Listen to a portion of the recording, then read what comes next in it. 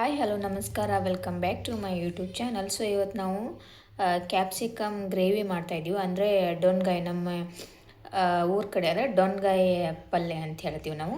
So ಅದನ್ನು ಮಾಡ್ತಾಯಿದ್ದೀವಿ. ಇವಾಗ ನಾನು ಇದನ್ನು ನೀಟಾಗಿ ಇದರೊಳಗಡೆ ಇರೋ ಬೀಜ ಎಲ್ಲ ತೆಗೆದಿಟ್ಕೊಂಡಿದ್ದೀನಿ. ನಮಗೆ ಎಷ್ಟು ಬೇಕೋ ಅಷ್ಟು ಮಾಡ್ಕೊಳ್ಳಿ. ಸಿಂಪಲ್ಲಾಗಿ ನಾನು ಹೇಳ್ಕೊಡ್ತಾ ಇದ್ದೀನಿ. ಸೊ ಇವಾಗ ನಾವು ಇದನ್ನು ನೀಟಾಗಿ ಕ್ಲೀನ್ ಮಾಡಿ ಇಟ್ಕೊಂಡಿದ್ದೀವಿ.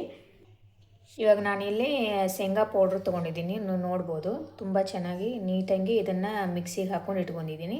ಇದಕ್ಕೆ ನಾವು ಏನೇನು ಹಾಕ್ಕೋಬೇಕು, ಎಷ್ಟೆಷ್ಟು ಹಾಕ್ಕೋಬೇಕು ಅಂತ ನೀಟಾಗಿ ಹೇಳ್ಕೊಡ್ತೀನಿ. ಆ್ಯಂಡ್ ಸಿಂಪಲ್ಲಾಗಿ ನಾವು ಇದನ್ನು ಮಾಡ್ಕೊಳ್ಳೋಣ. ಇದಕ್ಕೆ ಈಗ 1 ಸ್ಪೂನ್ ಚಿಲ್ಲಿ ಪೌಡರ್ ಹಾಕ್ಕೊಳ್ಳಿ, ತುಂಬ ಚೆನ್ನಾಗಿ ಬರುತ್ತೆ. ಹಾಗೆ ಅರ್ಧ ಸ್ಪೂನ್ ಅರಿಶಿನ ಪೌಡರ್ ಹಾಕ್ಕೊಳ್ಳಿ. ಇದಕ್ಕೆ ಸ್ವಲ್ಪ ಒಂದು ಅರ್ಧ ಸ್ಪೂನ್ ಗರಂ ಮಸಾಲ ಹಾಕ್ಕೊಳ್ಳಿ.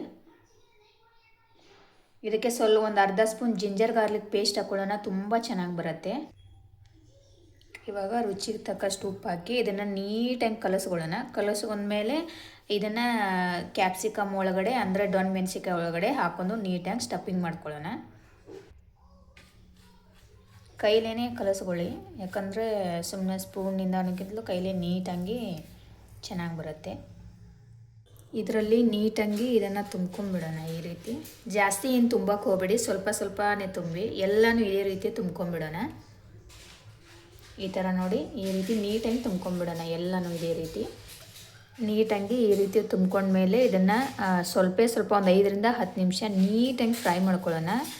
ಸಣ್ಣ ಉರಿಯಲ್ಲೇ ಮಾಡ್ಕೊಳ್ಬೇಕು, ಯಾಕಂತಂದರೆ ಅದೆಲ್ಲ ನಾವೆಲ್ಲ ಇದ್ರೊಳಗೆ ತುಂಬಿರೋದೆಲ್ಲ ಹೊರಗಡೆ ಬಂದು ಸ್ವಲ್ಪ ಕಪ್ಪಾಗಿ ಹೋಗ್ಬಿಡುತ್ತೆ. ಸರಿನಾ? ಇದಕ್ಕೆ ಅರ್ಧ ಸ್ಪೂನ್ ಜೀರಿಗೆ ಹಾಕ್ಕೊಳ್ಳಿ. ಹಾಗೆ 1 ಈರುಳ್ಳಿ ಹಾಕ್ಕೊಳ್ಳಿ. ನೀಟಾಗಿ ಫ್ರೈ ಮಾಡ್ಕೊಳ್ಳಿ, ತುಂಬ ಚೆನ್ನಾಗಿ ಬರುತ್ತೆ ಮತ್ತು ಟೇಸ್ಟಿ ಆಗಿರುತ್ತೆ. ಇದಕ್ಕೆ ನಾವೀಗ ಆಗಲೇ ಏನು ಸ್ಟಫಿಂಗ್ ಮಾಡ್ಕೊಂಡಿದ್ದೀವಲ್ಲ ಕ್ಯಾಪ್ಸಿಕಮ್ನ, ಅಂದರೆ ದೊಡ್ಡ ಮೆಣಸಿನ್ಕಾಯಿನ, ಅದನ್ನು ಇದಕ್ಕೆ ಹಾಕ್ಕೊಳ್ಳೋಣ. ಎಲ್ಲನೂ ಹಾಕ್ಕೊಂಬಿಡಿ.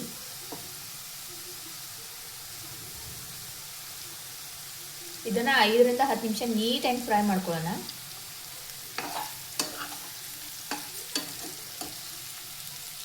ಇವಾಗ ನೀಟಾಗಿ ಫ್ರೈ ಆಗಿದೆ ಅಲ್ವಾ, ಇದಕ್ಕೆ ನಾವೀಗ ಅದು ಉಳಿದಿರುವಂಥ ಪುಡಿನ ಹಾಕೊಂಡ್ಬಿಡೋಣ ಮೇಲ್ಗಡೆ. ಎಷ್ಟು ಉಳಿದಿರುತ್ತೋ ಅಷ್ಟು ಹಾಕೊಂಡ್ಬಿಡಿ. ಸೊ ಹಾಕ್ಕೊಂಡು ಇದನ್ನು 1 ನಿಮಿಷ ಅಷ್ಟೇ ಈ ಥರ ನೀಟಾಗಿ ಇದನ್ನು ಮಾಡಿ, ನಮ್ಗೆ ಎಷ್ಟು ನೀರು ಬೇಕೋ ಅಷ್ಟು ನೀರನ್ನು ಹಾಕ್ಕೊಳ್ಳೋಣ. ನಾನು ಅದೇ ರುಬ್ಕೊಂಡಿರೋ ಮಿಕ್ಸಿ ಜಾರಿಗೆ ಹಾಕ್ಕೊಳ್ತಾ ಇದ್ದೀನಿ, ಮಿಕ್ಸಿ ಜಾರಿನ ನೀರನ್ನು. ಸೊ ಇವಾಗ ಆಲ್ರೆಡಿ ನಾವು ಚಿಲ್ಲಿ ಪೌಡರ್ ಹಾಕಿದ್ದೀವಿ. ಬೇಕು ಅಂದರೆ ನಿಮ್ಗೆ ಇನ್ನೊಂದು ಚೂರು ಹಾಕೋಬೋದು, ಇಲ್ಲ ಅಂದರೆ ಅದರಲ್ಲೇ ಹಾಕಿರ್ತೀವಲ್ಲ ಅದೇ ನಡೆಯುತ್ತೆ. ಜಾಸ್ತಿ ಖಾರ ತಿಂತೀನಿ ಅಂದರೆ ಇನ್ನೊಂದು ಚೂರು ಹಾಕೋಬೋದು. ನಾವು ಇನ್ನೊಂದು ಚೂರು ಹಾಕ್ಕೊಳ್ತಾ ಇದ್ದೀನಿ. ನಾನು ಮತ್ತೆ ಒಂದು ಅರ್ಧ ಸ್ಪೂನ್ ಹಾಕ್ಕೊಳ್ತಾ ಇದ್ದೀನಿ. ಹಾಗೆ ರುಚಿಗೆ ತಕ್ಕಷ್ಟು ಉಪ್ಪು ಹಾಕ್ಕೊಳ್ಳಿ. ಆಲ್ರೆಡಿ ನಾವು ಹಾಕ್ಕೊಂಡಿದ್ವಿ, ಹೀಗಾಗಿ ನನಗೇನು ಉಪ್ಪಿನ ಅವಶ್ಯಕತೆ ಇಲ್ಲ, ಬಟ್ ಬೇಕಾದರೆ ಹಾಕ್ಕೊಳ್ಳಿ. ಒಂದು ಅರ್ಧ ಸ್ಪೂನ್ ಬೆಲ್ಲ ಹಾಕ್ಕೊಳ್ಳಿ. ಹಾಗೆ ಕರಿಬೇವನ್ನ ಇವಾಗ ಹಾಕ್ಕೊಳ್ಳಿ, ತುಂಬ ಚೆನ್ನಾಗಿ ಕಾಣಿಸುತ್ತೆ ಮತ್ತು ಚೆನ್ನಾಗಿ ಬರುತ್ತೆ. ಇದನ್ನು 5ರಿಂದ 10 ನಿಮಿಷ ಕುದಿಸಿ ಆಮೇಲೆ ಸ್ವಲ್ಪ ಕೊತ್ತಂಬರಿನ ಹಾಕೊಂಡ್ಬಿಟ್ರೆ ನಮ್ಮ ಈಜಿ ರೆಸಿಪಿಯಾಗಿರ್ತಕ್ಕಂಥ ಕ್ಯಾಪ್ಸಿಕಮ್ ಗ್ರೇವಿ ರೆಡಿ ಆಗುತ್ತೆ. ರೆಸಿಪಿ ಡೊಣ್ಗಾಯಿ ಪಲ್ಯ ರೆಡಿ ಆಗುತ್ತೆ. ಸೊ ಇವಾಗ ನಾವು ಇದನ್ನು 5ರಿಂದ 10 ನಿಮಿಷ ಬೇಯಿಸ್ಕೊಳ್ಳೋಣ. ಸೊ ನೀವು ನೋಡ್ಬೋದು, ತುಂಬ ಚೆನ್ನಾಗಿ ಬಂದಿದೆ ನೋಡಿ, ತುಂಬ ಚೆನ್ನಾಗಿ ಬೆಂದಿದೆ. ಜಾಸ್ತಿ ತಿಕ್ಕಾಗಿ ಮಾಡ್ಕೊಂಡ್ರೆ ಚೆನ್ನಾಗಿ ಕಾಣಿಸಲ್ಲ. ಇಷ್ಟು ಗ್ರೇವಿ ಅಂತೂ ಬೇಕಾಗುತ್ತೆ, ಇಷ್ಟೇ ಮಾಡ್ಕೊಳ್ಳಿ. ಜಾಸ್ತಿ ಆದರೆ ಗಟ್ಟಿ ಆಗಿಬಿಡುತ್ತೆ ಅದು. ಇವಾಗ ಇದ್ರ ಮೇಲೆ ಸ್ವಲ್ಪ ಕೊತ್ತಂಬರಿ ಹಾಕ್ಕೊಂಡ್ಬಿಡೋಣ. ಸೊ ನೀವು ನೋಡ್ಬೋದು, ತುಂಬ ಈಸಿಯಾಗಿ ಮಾಡ್ಬೋದು, ಜಾಸ್ತಿ ಏನಿಲ್ಲ ಮತ್ತು ಚೆನ್ನಾಗಿರುತ್ತೆ.